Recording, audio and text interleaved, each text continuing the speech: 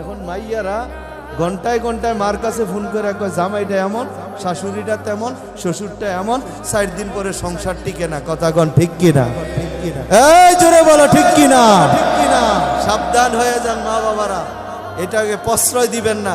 Phone করার দরকার নাই, সপ্তাহে একবার করে ভালো আছো? আজকে হ্যাঁ আমরাও ভালো আছি, গেলে দেখা হবে ইনশাল্লাহ।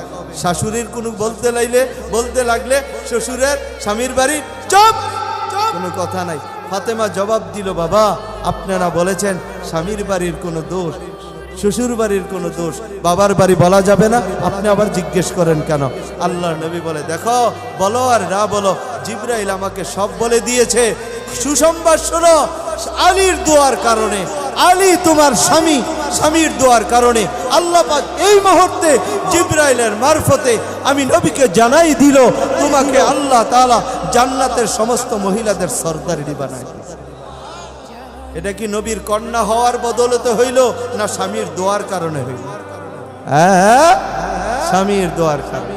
দুনিয়াটা কিছুই না, দুনিয়া কিছুই না, পৃথিবীটা আমার আর আপনার থাকার জায়গা না। স্বামী আর স্ত্রীর সম্পর্কটা মধুর করেন, ঝগড়াঝাটি হবে না, মারামারি হবে না, গালমন্দ হবে না।